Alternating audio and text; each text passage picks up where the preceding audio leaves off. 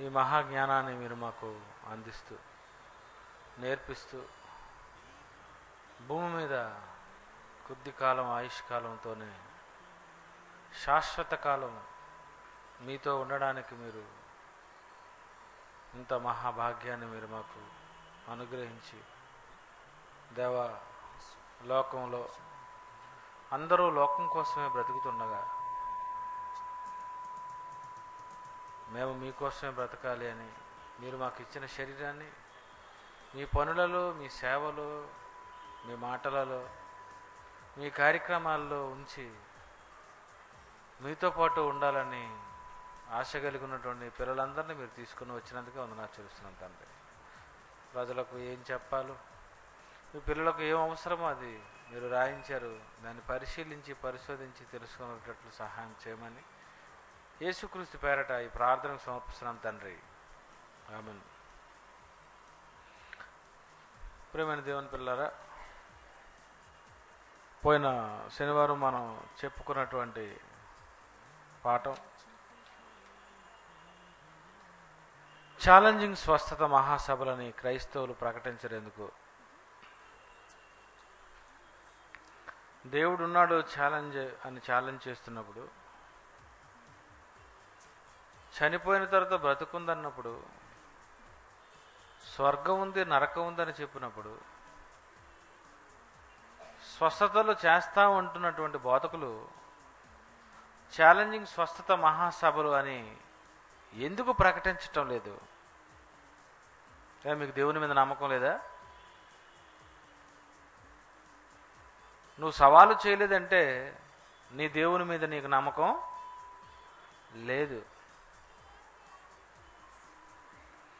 ఒకళ్ళు ఉంటే సవాలు చేయాలి. ఏమని? ఛాలెంజింగ్ స్వస్థత మహాసభలని. స్వస్థత మహాసభలని పెట్టకూడదు. స్వస్థత మహాసభలని పెట్టినటువంటి ఎంతోమంది బోధకులు ఛాలెంజింగ్ స్వస్థత మహాసభలను ఎందుకు ప్రకటించడం లేదు?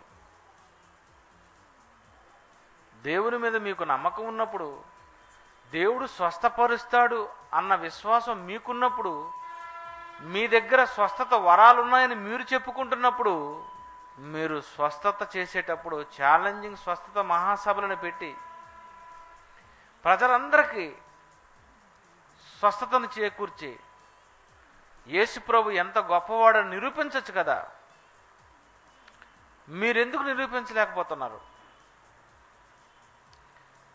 ఈరోజు స్వస్థత మహాసభలను పెట్టుకుంటున్నటువంటి ఎంతోమంది అందరినీ స్వస్థపరచగలుగుతున్నారా? సభలకు వచ్చిన వాళ్ళందరూ స్వస్థత పొందుతున్నారా? ఏదో కనిపించని రోగాలు ఉంటే అవి మాత్రమే స్వస్థత చేస్తున్నారు. హమ్మింగ్ వస్తుందిరా. కనిపించని రోగాలు ఉంటేనే వాటినే స్వస్థపరుస్తున్నారు తప్ప ఏ రోగాన్నైనా స్వస్థపరచగలిగేటటువంటి శక్తి ఈరోజు ఉన్నటువంటి క్రైస్తవులలో ఎవరికైనా ఉందా అంటే వాళ్ళ దగ్గర, ఎవరి దగ్గర పవర్ లేదండి. పౌలు గారు స్వస్థత చేశారు. ఎలా చేశారు పౌలు గారు? అపోస్తుల కార్యాలు 19:11 చూడండి. అపోస్తుల కార్యములు 19:11. మరియు దేవుడు పౌలు చేత, నీ చేత కాదు, పౌలు చేత విశేషమైన అద్భుతములు చేయించెను. స్వస్థత దేవుడు చేయించాడట. ఎవరితో? పౌలుతో. విశేషమైన స్వస్థతలు చేయించాడు. ఆనాడు దేవుడే పౌలు చేత స్వస్థతలు చేయిస్తే ఈరోజు నీ ద్వారా, నీ చేత స్వస్థతలు ఎందుకు చేయించటం లేదు?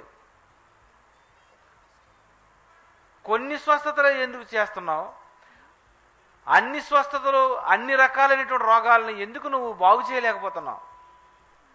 ఆ రోజు పౌలు చేత విశేషమైన అద్భుతములు చేయించి అతని శరీరమునకు తగిలిన చేతి గుడ్డలైనను నడికట్లైనను రోగుల యొద్దకు తెచ్చినప్పుడు ఎలా ఎలా జరిగిందటండి స్వస్థత ఆ రోజు? అతనికి తగిలినటువంటి నడికట్లైనను చేతి గుడ్లైనను అవి పట్టుకెళ్ళి రోగుల మీద ఉంచితే రోగులు స్వస్థత పొందేవారట. ఏ రోగాలు?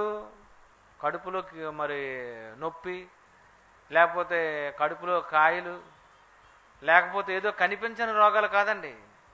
పౌలు గారి గుడ్డ తీసుకొని వెళ్ళి రోగి మీద పెడితే రోగికి స్వస్థత వచ్చేసేదట. అంటే పౌలు గారు వెళ్ళలేదా? పౌలు గారు రోగుల దగ్గరికి వెళ్ళలేదా? రోగుల దగ్గరికి వెళ్ళలేదు. రోగుల దగ్గరికి పౌలు గారు నడికట్లు కానీ ఆ గుడ్డలు కానీ పట్టుకొని వెళితే రోగులకు స్వస్థత పొందేవారటండి. అలాంటి స్వస్థత మీకు ఎవరికైనా ఉందా? ఈరోజు ఉన్నటువంటి ప్రపంచంలో స్వస్థత మహాసభలను పెట్టుకుంటున్నటువంటి ఎవరికైనా వాళ్ళ చేతి గుడ్డ తీసుకొని వెళ్ళి రోగి మీద పెడితే స్వస్థత జరిగేటంతటి వరం ఉందా? లేదు. పేతురు గారి నీడ పడితే రోగులు స్వస్థపరచబడ్డారు. పౌలు గారి తగిలినటువంటి గుడ్డలు తీసుకెళ్ళి మరి రోగుల మీద పెడితే రోగులకు స్వస్థత జరిగింది. విశేషమైన అద్భుతములు ఆనాడు చేయించినటువంటి దేవుడు వారి చేత నీ ద్వారా ఎందుకు చేయించటం లేదు? నువ్వు చేయకపోవటం వలన దేవుని పరువే పోతుంది. వాళ్ళ దేవుడు స్వస్థపరచలేకపోయాడని చెప్పుకుంటున్నారు. మీరు నమ్మిన దేవుడు చేతకాని దేవుడు అని చెప్తున్నారు. కారణం, నువ్వు స్వస్థత మహాసభలని నువ్వు పెట్టటమే చేసిన మొదటి పొరపాటు. ఎందుకంటే స్వస్థత మహాసభలని పెట్టేవాడు ఎవడవుతాడంటే, స్వస్థత మహాసభలు అని పెట్టేవారు ఎవరు పెడతారు అని మనం బైబిల్ని అడిగితే బైబిల్ ఒక మంచి సమాధానం ఇచ్చింది. మత్తయి సువార్త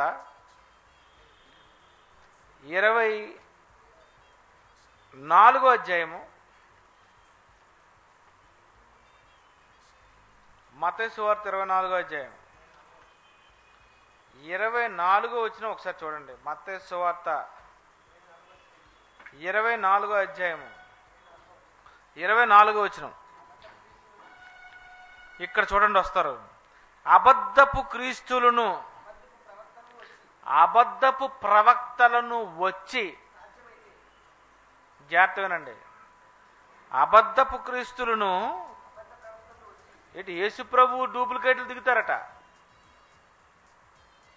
అబద్ధపు క్రీస్తులు, అబద్ధ ప్రవక్తలను వచ్చి సాధ్యమైతే ఏర్పరచబడిన వారి సైతము మోసపుచ్చుటకై గొప్ప సూచక క్రియలను, వీళ్ళెవరు? అబద్ధపు క్రీస్తులు, అబద్ధపు ప్రవక్తలు. వీళ్ళు ఏం చేస్తారట? ఏర్పరచబడిన వారిని సైతము మోసపరచుటకై, అంటే క్రైస్తవుల్ని మోసం చేస్తారు వీళ్ళు. ఏర్పరచబడిన వారి సైతము మోసపుచ్చుటకై, క్రీస్తును నమ్ముకున్నామని చెప్పుకొని ఏర్పాటులోనికి వచ్చినటువంటి వీళ్లను కూడా వాళ్ళు ఏం చేస్తారు? మోసం చేస్తుంటారట. అన్ని జనులు మోసం చేయడం కష్టమా? ఏర్పరచబడిన వారి సైతము మోసపరచుటకై గొప్ప సూచక క్రియలను మహత్కార్యములను కనపరచెదరు. ఇదిగో ముందుగా నేను మీతో చెప్పి ఉన్నాను. స్వస్థతల గురించి ఎవరు చెప్పారు? ముందుగా యేసుక్రీస్తు వారు చెప్తున్నారు. ఏమని? మహత్కార్యాలు, గొప్ప సూచక్రియలు, మహత్కార్యాలు కనపరుస్తారు వాళ్ళు. నిజంగా యేసు నామములోని స్వస్థతలు జరుగుతాయని యేసు పిలుచుచున్నాడని చెప్పి సూచక్రియలు, మహత్కార్యాలు చేస్తారు, కనపరిచేస్తారు. ఇగో నేను మీతో ముందుగానే చెప్తున్నాను.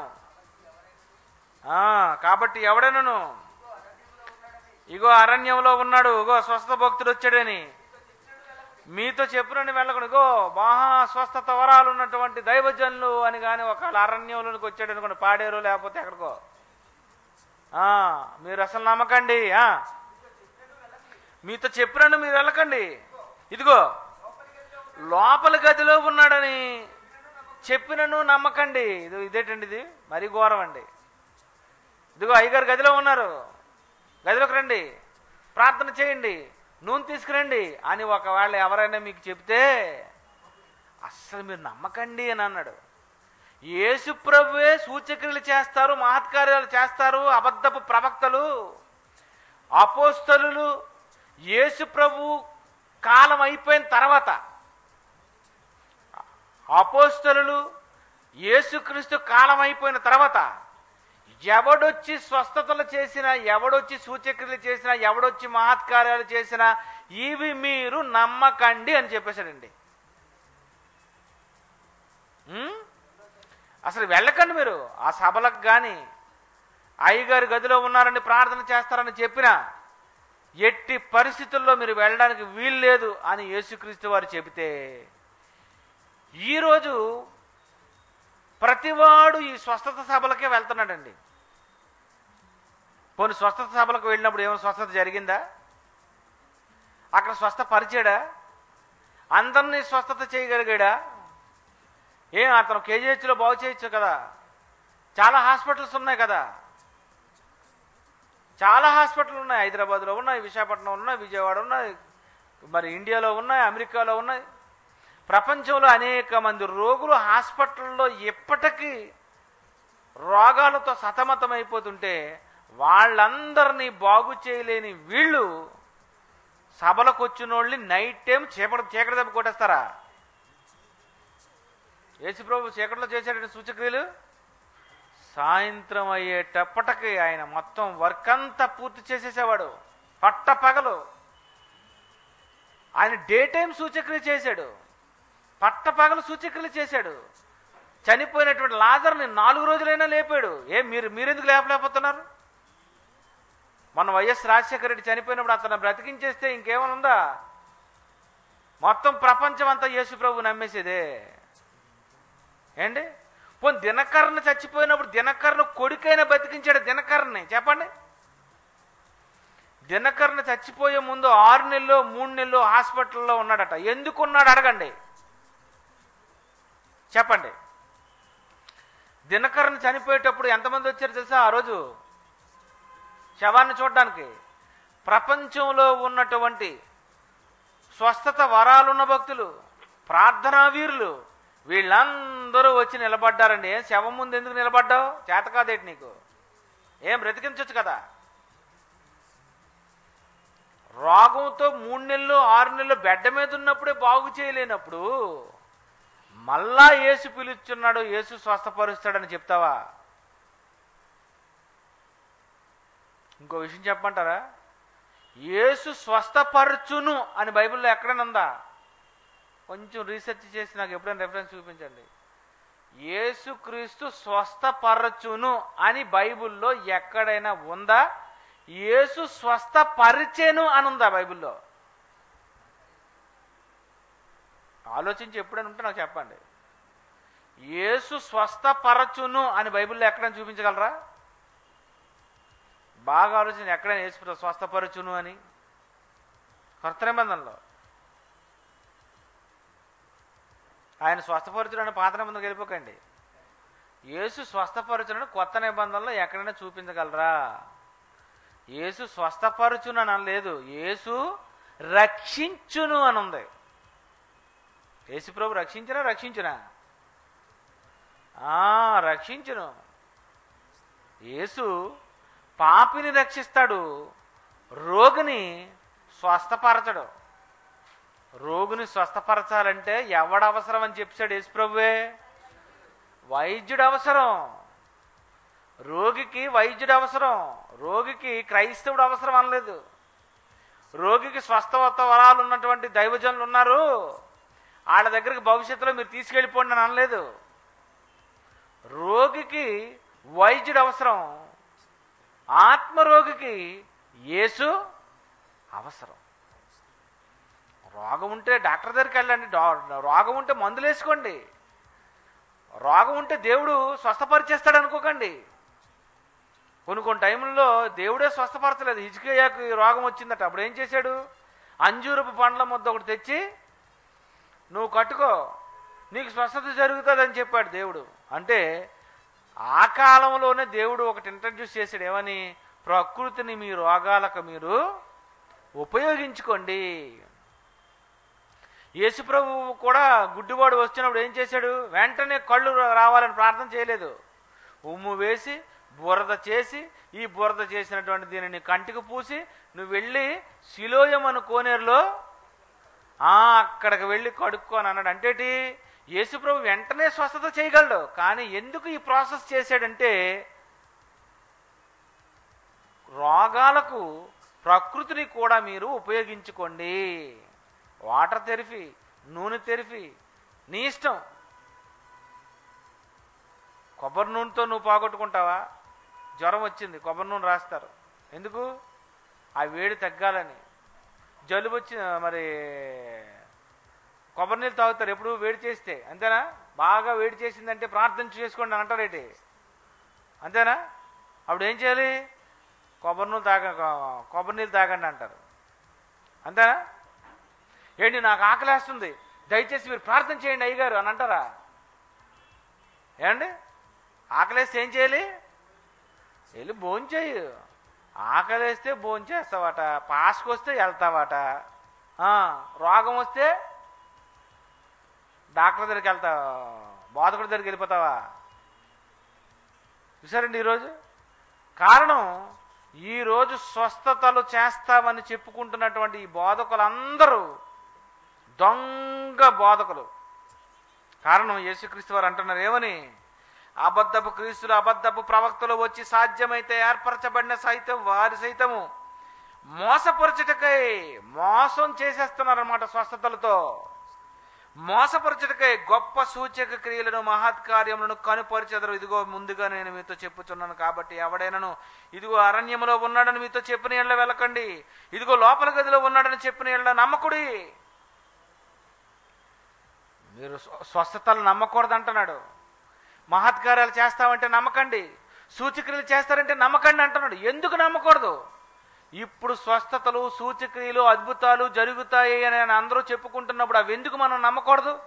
ఎందుకు నమ్మకూడదంటే దీని గురించి బైబిల్లో మంచి రెఫరెన్స్ ఉంది. మార్కు సువార్త 16వ అధ్యాయం. మార్కు సువార్త 16వ అధ్యాయం.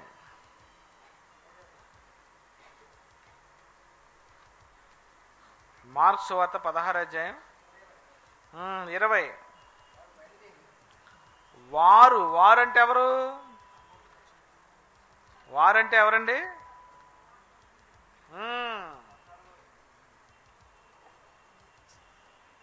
14వ వచనం చూడండి. పిమ్మట 11 మంది శిష్యులను భోజనమున కూర్చున్నప్పుడు ఆయనకు వారికి ప్రత్యక్షమై తాను లేచిన తర్వాత తాను చూచిన వారు మాట నమ్మనందున వారి అపనమ్మక నిమిత్తము, హృదయ కాఠిన్యము నిమిత్తము వారిని గద్దించెను. మరి మీరు సర్వలోకమునకు వెళ్ళి సర్వ సృష్టికి సువార్త ప్రకటించండి. 17వ వచనం. నమ్మిన వారి వలన ఈ సూచక్రియలు కనబడును. ఏమనగా నా నామమున దయ్యములను వెళ్ళగొట్టుదురు, కొత్త భాషలు మాట్లాడతారు, పాములను ఎత్తి పట్టుకుంటారు, మరణకరమైనది ఏ త్రాగినను అది వారికి హాని చేయదు, రోగుల మీద చేతులుంచినప్పుడు వారు స్వస్థత పొందుదురని వారితో చెప్పాను. నమ్మిన వారి వలన ఈ సూచక్రియలు కనబడును అని అన్నాడు. నమ్మిన వారి వలన సూచక్రియలు కనబడును. వాళ్ళు ఏం చేస్తారంటే నమ్మిన వారి వలన ఈ సూచక్రియలు కనబడును అన్నాడు. జాగ్రత్తగా వినండి, ఇదే మనకు ఫినిషింగ్. నమ్మిన వారి వలన ఈ సూచక్రియలు కనబడును అన్నాడు. ఎవరు నమ్మారు ఈరోజు క్రైస్తవ యేసు ప్రభుని? మొత్తం అందరూ నమ్మారు. ప్రపంచ జనాభా 700 మంది అయితే 250 కోట్ల మంది యేసు ప్రభుని నమ్మారు. ఇప్పుడు స్వస్థతలు చేస్తామని చెప్పుకుంటున్నారు కదా, స్వస్థత వరాలు ఉన్న దైవజనులని చెప్తున్నారు కదా, స్వస్థత మహాసభలని టైటిల్స్ వేస్తున్నారు కదా. వాళ్ళు టైటిల్ వేసినందుకు, స్వస్థతలు చేస్తామని వాళ్ళు చెప్పినందుకు, రోగుల కొరకు ప్రత్యేక ప్రార్థన అయ్యగారు చేస్తారని చెప్పినందుకు, అలా ఎవరైతే నమ్మి చేస్తామని చెప్తున్నారో యేసు ప్రభు చెప్పిన మాట ప్రకారం వాళ్ళకి ఇవి కనిపించాలండి. ఏంటది? నా నామమును దెయ్యములను వెళ్ళగొట్టాలి. పోన్లేండి, దెయ్యాలు వెళ్ళగొట్టకపోతే మనకు కనిపించకనుక వదిలేద్దాం. రెండు క్రొత్త భాషలు ఏమైనా మాట్లాడతారా?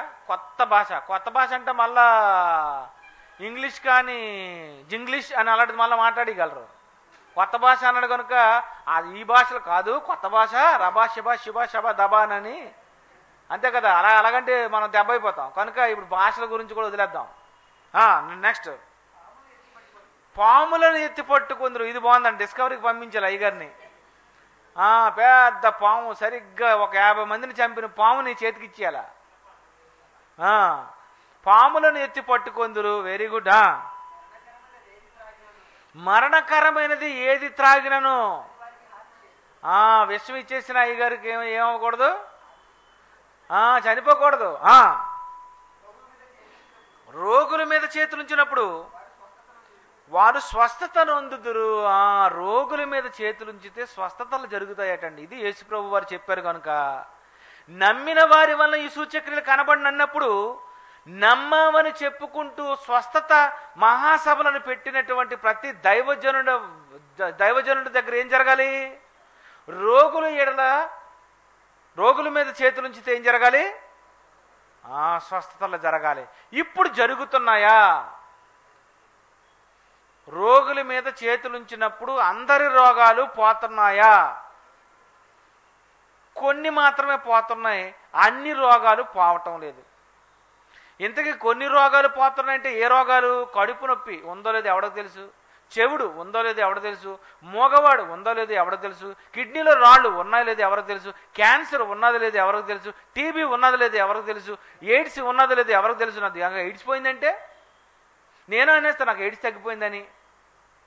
అసలు ముందు నాకు ఎయిడ్స్ వచ్చిందేటి? ఏమండి, నాకు ముందు టీబీ వచ్చిందేటి? టీబీ తగ్గిపోయింది అన్నాను. అసలు ముందు నీకు టీబీ ఉందా? ఇంతకీ నీకు టీబీ ఉందని నిర్ధారణ జరిగిందా? ఇంతకీ ఆ మిషన్ నీకు చెప్పింది నిజమేనా? టీబీ నీకు ఉందానా లేకపోతే ఏదో దొంగ రిపోర్ట్ ఇచ్చిందా? ఇది కూడా ఆలోచించాలి. ఈరోజు చాలామంది ఇలాంటి సాక్ష్యాలు ఇస్తున్నారండి. ఏమండి, డాక్టర్ గారి దగ్గరికి వెళ్ళానండి, నాకు టీబీ అన్నారండి, కానీ ఈ అయ్యగారి దగ్గరికి వచ్చానండి, ఆయన ప్రార్థన చేయగానే నాకు టీబీ పోయిందండి అంటాను. ఇంతకు ముందు వచ్చింది టీబీ అని నిజమేనా? చెప్పండి. కనిపించని రోగాలు బాగు చేస్తున్నారే తప్ప కళ్ళకు కనిపించే రోగులు ఉన్నారు.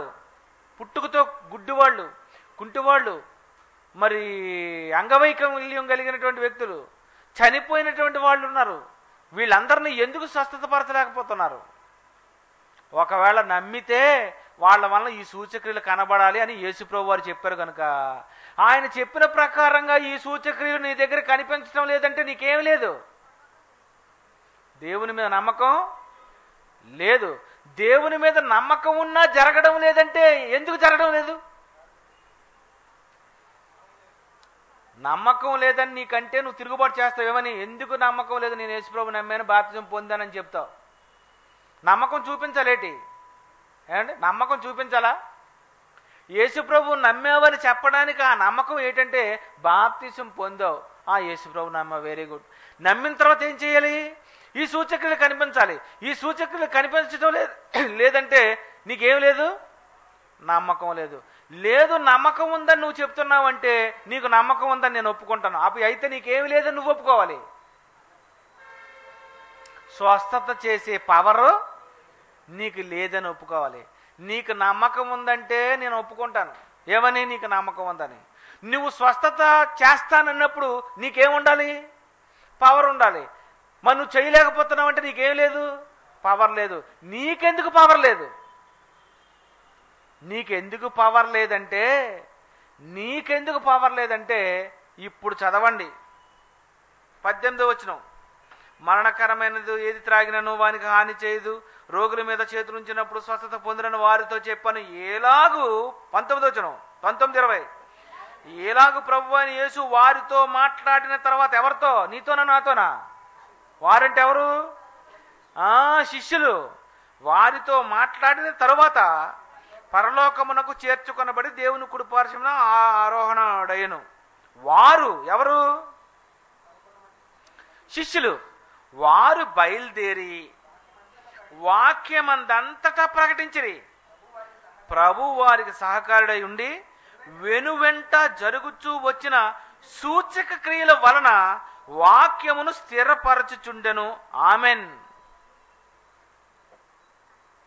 ఏం చేసిరట వాళ్ళు? వెనువంట జరుగుతూ వచ్చిన సూచక్రియల వల్ల వాక్యమును స్థిరపరుస్తున్నారు. అంటే సూచక్రియలు అపోస్తులు ఎందుకు చేశారు? పునాదులు ఎందుకు వేశారు? బిల్డింగ్ కట్టడానికి. అంతేనా? సెంటరింగ్ ఎందుకు వేశారు? స్లాబ్ వేయడానికి. అంతేనా? దేనికండి పునాదులు వేశారు? బిల్డింగ్ కట్టడానికి. ఇప్పుడు సూచక్రియలు, అద్భుతములు, మహత్కార్యాలు ఇవన్నీ కూడా అపోస్తులు ఎందుకు చేశారు? ఎందుకు వాక్యం స్థిరపరచాలి? వాక్యం ఎందుకు స్థిరపరచాలి? అపోస్తలులు సూచక్రియలు చేసి వాక్యం ఎందుకు స్థిరపరచాలి? ఆ రోజు ప్రజలను నమ్మించాలంటే వాక్యం లేదు. 66 పుస్తకాలు ఉన్నాయా? క్రొత్త నిబంధన 27 పుస్తకాలు ఉన్నాయా? లేవు. వాక్యం లేదు గనుక ఏం చేయాలి? స్వస్థత చేయాలి వాళ్ళకి. యేసు ప్రభు నమ్ముతారా? నమ్మం. అయితే నమ్మరా? చూడండి, అయితే మేము వీళ్ళందరినీ స్వస్థపరుస్తాం. స్వస్థత జరిగింది, నమ్ముతారా? నమ్ముతాం. ఇలాగా వెనువెంట జరుగుతూ వచ్చిన సూచక్రియల వలన వాక్యమును స్థిరపరచుచుండెను. వాక్యం కోసమని ఏం చేశారు? స్వస్థతలు చేశారు. వాక్యం లేదు గనుక ఏం చేశారు? స్వస్థతలు చేశారు. వాక్యం లేదు గనుక అపోస్తులు స్వస్థత చేశారు. వాక్యం వచ్చేసింది గనుక ఇప్పుడు మీరేం చేయాలి? వాక్యం ప్రకటించాలి. అప్పుడు వాక్యం లేదు గనుక స్వస్థతలు చేయాలి. అప్పుడు వాక్యం స్థిరపరచబడిపోయింది కనుక అపోస్తలుల వలన వాక్యం వచ్చేసింది కనుక ఇంకా స్వస్థతలు చేయవలసిన అవసరత లేదు. ఎందుకంటే వినుట వలన విశ్వాసము కలుగును. వినుట వలన విశ్వాసం కలగాలి. నీకు విశ్వాసం రావాలంటే నువ్వేం చేయాలి? వినాలి. స్వస్థత వలన విశ్వాసం కలుగునలేదు, సూచక్రియల వలన విశ్వాసం కలుగునలేదు. వినుట వలన విశ్వాసము కలుగును అని అన్నాడు. అంటే ఏది వినాలి? రోమపత్రిక 10వ అధ్యాయం 17వ వచనం చూడండి. రోమపత్రిక 10వ అధ్యాయం 17వ వచనం. కాగా వినుట వలన విశ్వాసము కలుగును. వినుట క్రీస్తును గూర్చిన మాట. మళ్ళీ చూడండి ఎంత బాగుంది బైబిల్, ఎంత చక్కగా నొక్కి నొక్కి నొక్కి నొక్కి చెప్తున్నాడండి. వినుట వలన విశ్వాసం కలుగును. వినుట క్రీస్తును గూర్చిన మాట. ఏ మాట? క్రీస్తును గూర్చిన మాట. మళ్ళీ నీ సాక్ష్యం కాదు, శంకర్రావు గారి సాక్ష్యం, అప్పలనాయుడు సాక్ష్యం, అప్పలమ్మ సాక్ష్యం, వీళ్ళ సాక్ష్యాలు కాదండి. దేనివల్ల విశ్వాసం రావాలి నీకు? నిజంగా అండి ఆయన వల్లేనండి నేను ప్రభువులోనికి వచ్చానని చెప్పకూడదు. క్రీస్తును గూర్చిన మాట. క్రీస్తును గూర్చిన మాట ఏ మాట? క్రీస్తును గూర్చిన మాట ఏ మాట? ఏ మాటకు నీకు విశ్వాసం వచ్చింది? యేసు ప్రభు నీ పాపాల కోసం చనిపోయాడు, యేసు ప్రభు రక్తం నీ పాపాలని కడుగుతుంది అన్న క్రీస్తును గూర్చిన మాట వలన నీకు విశ్వాసం కలగాలి. అంటే ఈరోజు ఈ కాలంలో వినుట వలన విశ్వాసం కలగాలి. ఈ కాలంలో వాక్యం ప్రకటించి ప్రజలను దేవుని వైపునకు తీసుకుని రావాలే తప్ప స్వస్థత చేసి దేవుని వైపునకు తీసుకురావాల్సిన అవసరత నీకు లేదు. ఎవరికి లేదు? మనకు లేదు. అపోస్తులకుందా? అపోస్తులు సూచక్రియలు చేయాలి. కారణం వాక్యం లేదు గనుక. వాక్యం లేదు గనుక వాళ్ళు ఏం చేయాలి? అద్భుతాలు చేయాలి, సూచక్రియలు చేయాలి. వాక్యం వచ్చేసిన తర్వాత ఇంకా సూచక్రియలు ఎందుకు? ఏండి? ఫ్యాన్ లేదండి కనుక ఏం ఉండాలి? విసురుకోవాలంటే విసనకర్ర ఉండాలి. ఫ్యాన్ వచ్చింది, ఫ్యాన్ వచ్చినా ఫ్యాన్ ముందు ఇలగలగా అంటావా? ఏండి? ఫ్యాన్ లేదు కనుక విసనకర్ర ఉంది, విసురుకో. వాక్యం లేదు కనుక సూచక్రియలు చేశారు వాళ్ళు. ఎందుకు? ఆ రోజు వాక్యం వాళ్ళ చేతిలో లేదు కనుక వాక్యం చెప్పవలసిన అవసరత లేదు. వాక్యం చెప్పి ప్రభువులోనికి నడిపించవలసిన అవసరత వాళ్ళకి లేదు. ఆ రోజు అపోస్తులు సూచక్రియలు మహత్కారాలు వాళ్ళు చెయ్యాలి. ఎందుకంటే వాళ్ళు చేసి ఏం చేశారంటే 19:20 మార్క్సు వార్త 16:19-20 ఇలాగూ ప్రభు అయినటువంటి యేసు వారితో మాట్లాడిన తర్వాత పరలోకంలో చేర్చుకొనబడి దేవుని కుడిపార్శ్వను ఆసీనుడైన వారు బయలుదేరి వాక్యమందు అంతటా ప్రకటించిరి. ప్రభు వారికి సహకారుడై ఉండి వెంట జరుగుతూ వచ్చిన సూచక్రియల వల్ల వాక్యమును స్థిరపరచుచుండెను. వాక్యం స్థిరపరచబడిపోయింది కనుక, వాక్యం వచ్చేసింది కనుక, ఫ్యాన్ వచ్చేసింది కనుక విసనకరతో మనకి పని లేదు. ఇప్పుడెందుకు మన సూచక్రియలు? ఇప్పుడెందుకు అద్భుతాలు? ఇప్పుడెందుకు మహత్కార్యాలు? నువ్వు స్వస్థతలు చేయవలసిన అవసరత లేదు. యేసు ప్రభు కూడా స్వస్థతలు చేయవలసిన అవసరత యేసు ప్రభుకి కూడా లేదు. ఎందుకంటే వినుట వలన విశ్వాసం కలుగును అని అన్నాడు. కనుక ప్రియమైన దేవుని పిల్లారా, ఆ రోజు సూచక్రియలు, అద్భుతాలు, మహత్కార్యాలు ఇవన్నీ జరిగాయి, స్వస్థతలు జరిగాయి అంటే వాక్యం లేదు కనుక ఆ రోజు అవి జరిగాయి. వాక్యం వచ్చేసింది కనుక ఇంకిప్పుడు స్వస్థతలు, సూచక్రియలు, అద్భుతాలు నువ్వు చేయలేవు. ఎందుకంటే నీకు పవరు లేదు.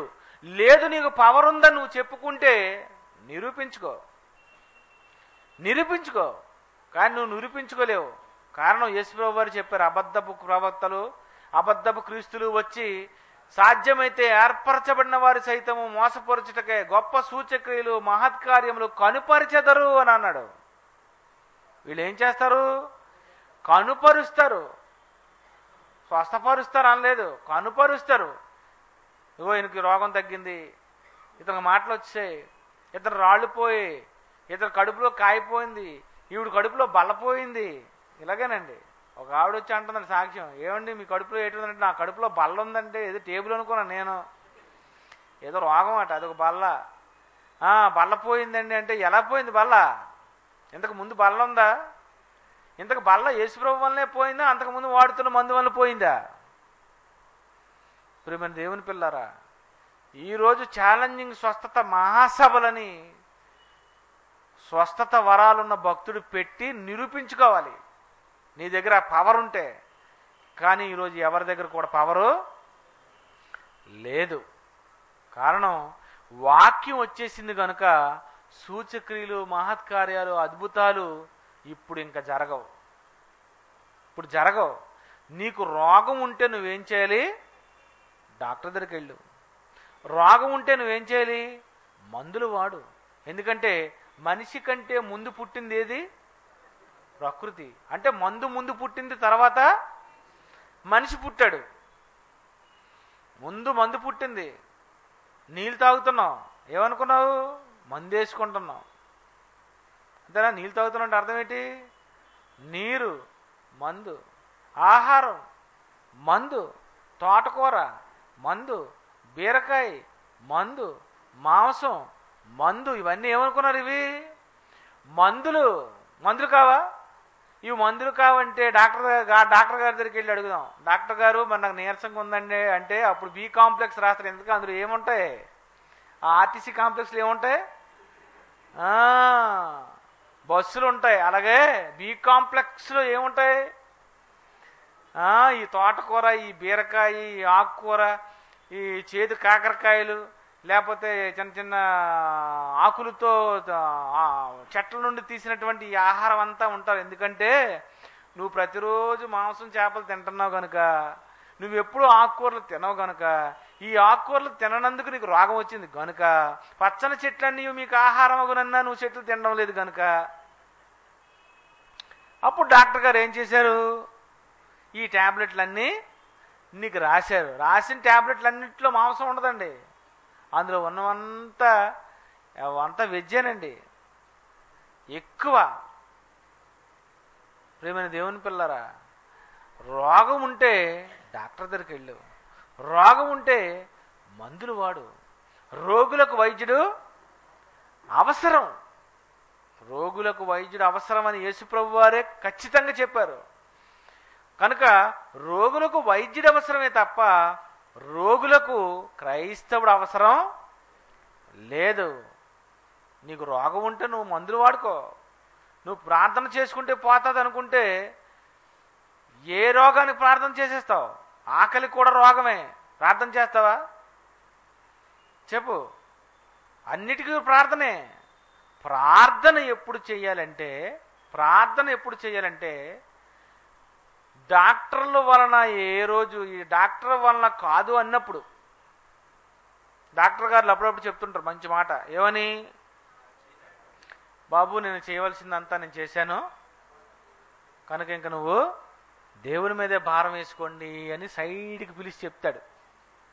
అప్పుడు ఏ డాక్టర్ గారి దగ్గరికైనా పేషెంట్ వెళ్ళి, ఓరి వెధవా ఈ మాట సైడ్కి పిలిచి చెప్పడానికి 5 సంవత్సరాలు ఎంబీబీఎస్ చదివావా అని అంటారా? ఏంటి, ఎన్ని సంవత్సరాలు చదివాడు ఎంబీబీఎస్? 5 సంవత్సరాలు చదివి చివరికి పక్కకు పిలిచి చెప్పే మాట ఏం మాట? చేయవలసిందంతా చేశాను, ఇంకా పై దేవుని మీద భారం వేయండి అని డాక్టర్ చెప్పినప్పుడు అప్పుడు మీరు ప్రార్థన చేయాలి. ఏమని?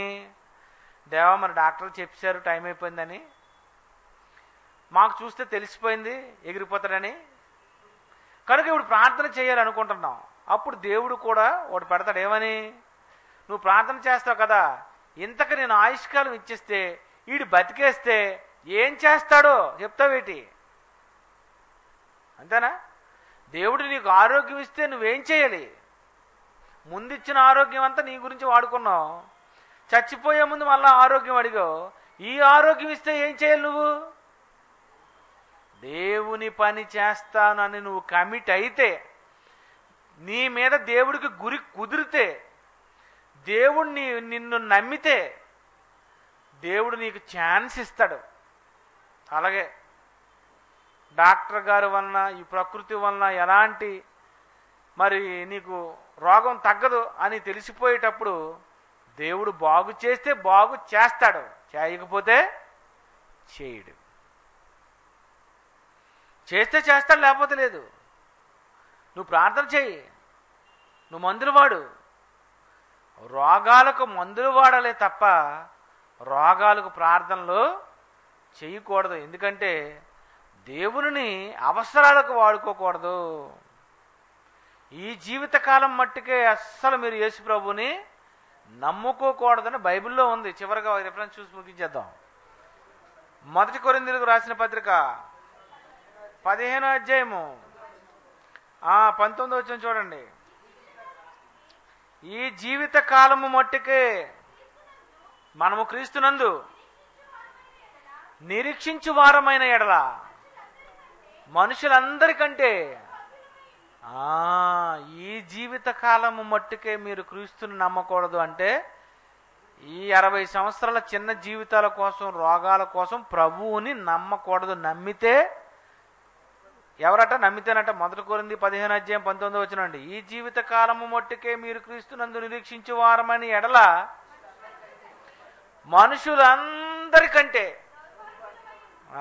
మనుషులందరికంటే దౌర్భాగ్యుడు నువ్వు.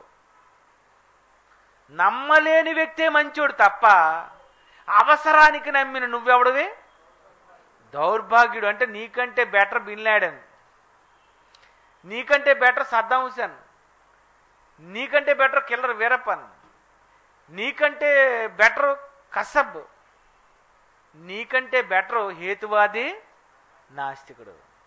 కానీ నువ్వెవడవి? ఈ జీవితకాలం మట్టుకే నువ్వు నమ్ముకుంటున్నావు. అంటే ఈ 60 సంవత్సరాల చిన్న జీవితంలో యేసుప్రభుని వాడేసుకోవాలనుకుంటున్నావా? ఈ చిన్న రోగం కోసం యేసుప్రభు దగ్గరికి వచ్చావా? ఈ చిన్న తలనొప్పి గురించి యేసుప్రభు దగ్గరికి వచ్చావా? నీకున్నటువంటి రోగాల కోసం ప్రభుని నమ్మేవా? ఈ జీవితకాలం మట్టుకే మీరు క్రీస్తునందు నిరీక్షించు వారమైన ఎడల మనుషులందరికంటే దౌర్భాగ్యులు. కనుక ఈ జీవితం కోసం ప్రభువుని నమ్మకూడదు. చాలామంది ఎందుకమ్మా ప్రభుని నమ్మామంటే మాకు ముందు మరి పెద్ద రోగం ఉందండి, ఆ రోగం పోతే ప్రభువుని నమ్ముతానని అన్నానండి, కనుక దేవుడు బాగు చేశాడండి, అందుకే ప్రభువుని నమ్ముకున్నానండి అని ఒకవేళ నువ్వు అనుకున్నావు అనుకో, దేవుడు ఏమంటున్నాడు వాళ్ళతో? మనుషులందరికంటే దౌర్భాగ్యుడు. ఎందుకంటే రోగం వచ్చినా రోగం పోయినా నువ్వు ఎప్పటికైనా చచ్చిపోతావు. నీకు చావుంది నీకు. చచ్చిపోయే ముందు ఈ 60 సంవత్సరాల చిన్న జీవితం కోసం ఎందుకు నువ్వు ఆలోచిస్తున్నావు? ఈ జీవితం కోసమే యేసు ప్రభువుని ఎందుకు నమ్మాలనుకుంటున్నావు? కనుక ప్రభువుని 60 సంవత్సరాల చిన్న జీవితం కోసం నమ్ముకోకూడదు.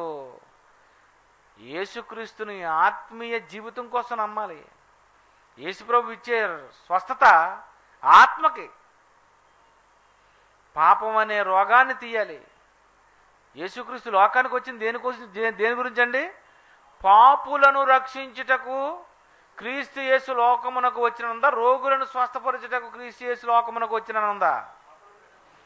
పాపులను రక్షించుటకు క్రీస్తు యేసు లోకమునకు వచ్చినన్నాడు. పాపులను రక్షించడానికి యేసు ప్రభు వస్తే పాపాల కోసం వచ్చాడు. మనిషిని రక్షించడం కోసం వచ్చినప్పుడు యేసు ప్రభువుని రోగాల కోసం నమ్మేటట్లుగా ఒక చిన్న ఆర్ఎంపీ డాక్టర్ని చేయకండి. కనుక ప్రియమైన దేవుని పిల్లరా, ఛాలెంజింగ్ స్వస్థత మహాసభలను ఎందుకు ప్రకటించరంటే వాళ్ళ దగ్గర పవర్ లేదు, అందుకే ప్రకటించరు. వాళ్ళ దగ్గర పవరు లేదు. ఉంటే సవాలు చేసి నిరూపించమనండి. వాళ్ళ దగ్గర స్వస్థత వరం ఉంటే సవాలు చేసి చెప్పండి. యేసు ప్రభుని ఎవడో నమ్మడో చెప్పండి. ఎంత పెద్ద రోగమైనా మేము బాగు చేస్తామని సవాలు చేయమనండి. కానీ ఇలాంటి సవాలులు వీళ్ళు చేయరు. ఎందుకంటే వీళ్ళు అబద్ధపు క్రీస్తులు, అబద్ధపు ప్రవక్తలు. వీళ్ళు సాధ్యమైతే ఏర్పరచబడిన వారి సైతం మోసం చేయడానికే గొప్ప సూచక్రియలు, మహత్కార్యాలు కనుపరుస్తున్నారు. కనుక ఈరోజు స్వస్థతలు చేసే ప్రతి వాడు ఎవడో తెలుసా? దొంగ బోధకుడు, అబద్ధపు ప్రవక్తలు, అబద్ధపు క్రీస్తులు, మాయ బోధకులు, మాయగాళ్ళు. కారణం ఈ మాయగాళ్ళందరూ యేసు ప్రభు వచ్చినప్పుడు వస్తారట. చివరగా వీళ్ళందరూ ఎప్పుడు వస్తారట? యేసు ప్రభు వారు వస్తారట. యేసు ప్రభు ఎప్పుడు వస్తారు? రేపు వస్తారా? చెప్పలేం. ఎల్లుండు చెప్పలేం. 2012 డిసెంబర్ 21 చెప్పలేం. ఎప్పుడు వస్తాడు యేసు ప్రభు? ఎప్పుడు వస్తాడో చెప్పడు. కానీ ఆయన వచ్చినప్పుడు అంటారట వీళ్ళు. ఎవరు?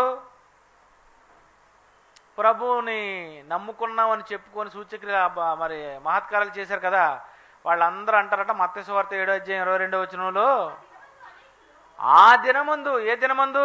యేసు ప్రభు వచ్చే దినమందు, ఆ దినమందు అంటారట నన్ను చూచి, ప్రభువా ప్రభువా మేము నీ నామమున ప్రవచింపలేదా? దెయ్యాలను వెళ్ళగొట్టలేదా? మేము అనేకమైన అద్భుతములు చేయలేదా అని మీరు చెప్తారు. అప్పుడు నేను మిమ్మల్ని ఎన్నడను ఎరుగను. అంటే స్వస్థతలు చేసేవాడు ఎవరికి తెలీదు? సూచక్రియ చేసినవాడు ఎవరికి తెలీదు? దెయ్యాలను వెళ్ళగొట్టేవాడు ఎవరికి తెలీదు? ఏంటి ప్రవచించేవాళ్ళు ఎవరికి తెలియదట? కనుక ఇప్పుడు నువ్వు ప్రవచిస్తున్నావని చెప్పుకుంటున్నావు అంటే మాకు ఒకటి అర్థమైపోద్ది. దేవని అయితే యేసుప్రభు వీడిని తెలియదు అంటాడరా. నేను దెయ్యాలు వెళ్ళగొట్టే బోధకుడిని అన్నావు అనుకో, అప్పుడు నేనేమనుకోవాలి? అయితే నువ్వు కూడా అదే అంటే యేసుప్రభు ఏమంటాడు? వీడిని తెలియదు అంటాడు. నేను సూచక్రియ చేస్తున్నాను అన్నావు అనుకో, ఏమనాలి యేసుప్రభు వారు? మిమ్మల్ని మీరు ఎవరో నాకు తెలీదు. ఎవరు తెలియదు యేసుప్రభుకి? యేసుక్రీస్తుని ఆత్మరోగం కోసం పాపం పోగొడతాడని నమ్మేవాడే యేసుప్రభుకి తెలుసు తప్ప 60 సంవత్సరాల చిన్న రోగం కోసం నువ్వు నమ్మినా నువ్వు తెలియదు అంటాడు.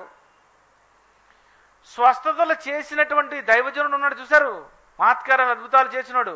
వీణ్ణి కూడా ఏమంటాడంటే ఆ దినమందు చదవమ్మది, అనేకులు నన్ను చూచి లాస్ట్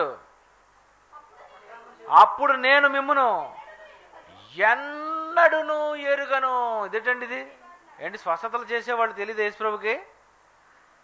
నేను మిమ్మల్ని ఎన్నడును ఎరుగను. అసలు మీరు నాకు తెలీదు. ఏంటి నిజంగా ఈరోజు స్వస్థతలు నువ్వు చేస్తున్నానని చెబితే యేసు ప్రభు ఈరోజే వచ్చేస్తే నీతో అదే మాట అంటాడు. ఏమని? నేను మిమ్మల్ని ఎన్నడను ఎరుగను. ఏమంటున్నాడు? అక్రమము చేయువారులారా. ఎవరు అక్రమం చేసేవారు? స్వస్థతలు చేస్తున్నావంటే యేసుప్రభు ఏమంటున్నాడు? అక్రమం అంటున్నాడు. స్వస్థతలు నువ్వు చేస్తే అక్రమం అంటున్నాడు, సూచకులు చేస్తే అక్రమం అంటున్నాడు, దెయ్యాలు వెలగొడితే అక్రమం అంటున్నాడు, ప్రవచిస్తున్నానంటే అక్రమం అంటున్నాడు. ఇప్పుడు నువ్వు ఈ మూడిట్లో ఏది చేసినా నిన్ను నేనేమనాలి? ఆ యేసుప్రభు అన్నదే అనాలి. ఏమని? అక్రమము చేయువారు నా యొద్ద నుండి పొండి. యేసుప్రభు ఏమంటున్నాడండి? సూచక్రియలు, మహత్కార్యాలు, అద్భుతాలు, స్వస్థతలు చేసే వీళ్ళందరితో యేసుప్రభు మీరెవరో నాకు తెలియదు అంటుంటే, ఈరోజు నిజంగా స్వస్థతలు చేస్తామని చెప్పుకుంటున్న వాడు ఎవరినైనా యేసుప్రభు ఈరోజు వస్తే ఏమంటాడు? మీరెవరో నాకు తెలీదు. యేసుప్రభు తెలియాలి. యేసుప్రభు నువ్వు నాకు తెలుసు అని ఒప్పుకోవాలంటే యేసుప్రభు ఎలా ఒప్పుకుంటాడు? ఎలా ఒప్పుకుంటాడు? చూడండి, తన దూతల ఎదుట నేను ఒప్పుకుంటాను అన్నాడు. మత్తయి సువార్త 20. ఎవడైనా నన్ను ఒప్పుకుంటే నేను ఒప్పుకుంటానని.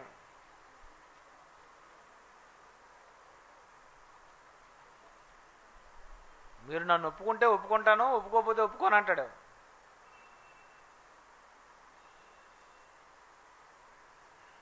మత్తయి సువార్త 12.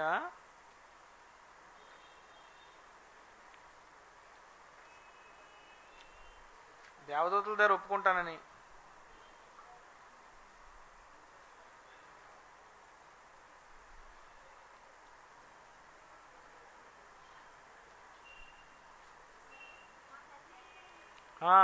ఎస్. ఎక్కడమ్మది? మత్తయి సువార్త 10వ అధ్యాయం 32 చూడండి. మత్తయి సువార్త 10వ అధ్యాయం 32. మనుషులు ఎదుట నన్ను ఒప్పుకొని వాడెవడో పరలోకమందు నా తండ్రి ఎదుట నేను వానిని ఒప్పుకుందును. మనుషులు ఎదుట ఎవడు నన్ను ఎరుగనను వానిని పరలోకమందు నా తండ్రి ఎదుట నేను ఎరుగనందును. మనుషుల ఎదుట ఎవడైతే నన్ను ఒప్పుకుంటాడో ఏమని? యేసు రక్షకుడని నువ్వు ఒప్పుకోవాలి. పాపులను రక్షించుటకు యేసుక్రీస్తు వచ్చాడు అని ఒప్పుకోవాలి. రక్షకుడు నేడు నీ కొరకు పుట్టి ఉన్నాడు. రక్షించడానికి యేసుప్రభు వచ్చాడని, పాపులను రక్షించడానికి వచ్చాడని యేసుప్రభు నువ్వు ప్రజల మధ్య ఒప్పుకుంటే నిన్ను ఒప్పుకుంటాడు. కానీ రోగం పోయిందని, రోగాల కోసం ప్రభువును కానీ నువ్వు నమ్ముకున్నా, నువ్వు ఒప్పుకున్నా, స్వస్థతలు చేసేవాడిని చేయించుకున్న నిన్ను ఏమన్నాడు? రోగం పోయిందని నువ్వు చెప్పుకుంటే నిన్ను దౌర్భాగ్యుడు అన్నాడు. స్వస్థతలు చేసేవాడిని ఏమన్నాడు? అక్రమము చేయవారులారా నా యొద్ద నుండి పొండి అని చెప్పాడు. కనుక స్వస్థతలు నేడు చేస్తున్న ప్రతి వాడు చేస్తున్నది ఏంటది? స్వస్థత కాదు, అక్రమం చేస్తున్నాడు. కనుక ప్రియమైన దేవుని పిల్లారా, సుందర్రావు గారు ఎందుకు స్వస్థత సభలను పెట్టరు చెప్పండి? సుందర్రావు గారు ఎందుకు రోగుల కొరకు ప్రత్యేక ప్రార్థన చేస్తారని ఎందుకు అనరు చెప్పండి? అసలు వేదిక మీద ఎవరైనా వస్తే వాళ్ళని ఎందుకు వేదిక మీదకి ఎక్కించరో చెప్పండి? నాకు పవర్ లేదు, అనవసరంగా నా దగ్గరకు వచ్చి ప్రార్థన చేయమని నా బుర్ర తినకండి. నేను ప్రార్థన మీకు చేసి మీ బుర్ర మీద చేయలేసి నన్ను అనవసరంగా యేసు ప్రభు అక్రమం చేయవాళ్ళారా నా ఎదురు నుండి పొండి అని నేను అనిపించుకోవడం నాకు ఇష్టం లేదు. కనుక దయచేసి నా దగ్గరికి రాకండి, వేది మీదకి ఎవరిని ఎక్కించకండి అంటారు. ఎందుకు? వాక్యం విన్నావు, నీ జన్మ ఏదో నువ్వు తెలుసుకున్నావు, నీ జీవితం ఏంటో నీకు తెలిసిపోయింది, నువ్వు ఎందుకు పుట్టావో నీకు తెలిసిపోయింది, నీ ఆత్మ ఎక్కడికి వెళుతుందో నీకు తెలిసిపోయింది. ఇప్పుడు నువ్వేం చెయ్యాలో 4 రోజులు నేను చెప్పేశాను. కనుక నువ్వు ఏం చేస్తే బాగుంటుందో బైబుల్ నీ దగ్గర ఉంది కనుక వాక్య ప్రకారంగా నువ్వు నడుచుకో. ఇదండి మనిషికి చెప్పవలసింది వాక్యమే తప్ప, మనిషికి పోవలసింది పాపమే తప్ప రోగం కాదు. కనుక రోగులను స్వస్థపరచడానికి యేసు ప్రభు రాలేదు. కనుక రోగాల కోసం, 60 సంవత్సరాల చిన్న జీవితాల కోసం దయచేసి పబ్లిక్లో ఎప్పుడు మనం చెప్పకూడదు. పరలోకం గురించి చెప్పండి, పాప క్షమాపణ గురించి చెప్పండి, ఆత్మ ఎక్కడికి వెళుతుందో చెప్పండి, ఆత్మను రక్షించేది యేసుప్రభు అని చెప్పండి. ఓకే, కనుక యేసుప్రభు ఒకటే చెప్పాడు, సర్వలోకమునకు వెళ్ళి సర్వ సృష్టికి మీరు చెప్పవలసింది ఒకటే ఒకటి ఉంది. ఏంటది? అంతే. స్వస్థత చెప్పకండి, సువార్త చెప్పండి అన్నాడు. కనుక ఛాలెంజింగ్ సువార్త మహాసభలో అట్టండి, నా బోధ విని ఎవడైనా సరే బాప్తిజం పొందుతాడు, ఛాలెంజ్ అని చెయ్యి. ఎందుకంటే ఎవరైనా బాప్తిజం పొందుతారు కనుక. అంతేనా? ఛాలెంజింగ్ రక్షణ మహాసభలు అని పెట్టండి. ఇక్కడ ఉన్నటువంటి ఎంత కొమ్ములు తిరిగినోడు నేనా, ప్రభువు నమ్మానని ఒప్పుకునేటట్లుగా నేను చేస్తాను అని ఛాలెంజ్ చేయి. ఛాలెంజింగ్ రక్షణ మహాసభలు, ఛాలెంజింగ్ సువార్త మహాసభలు. దేవుడున్నాడు ఛాలెంజ్. జ్యోతిష్ శాస్త్రం సవాలు చేస్తున్న బైబిల్ ఇలాగాను. లేని దాన్ని సవాల్ చేయడం ఎందుకు, లేని దాన్ని స్వస్థతను ఎందుకు అనడం? కనుక ప్రియమైన దేవుని పిల్లరా, స్వస్థతలో చేసే వాళ్ళందరూ అక్రమం చేస్తున్నారు. వీళ్ళందరూ మార్చుకుంటే మంచిది, లేదా వీళ్ళందరూ క్రీస్తు ఆగమనం, పాస్టర్లు సర్వనాశనం. అంతే కదండి. రైట్.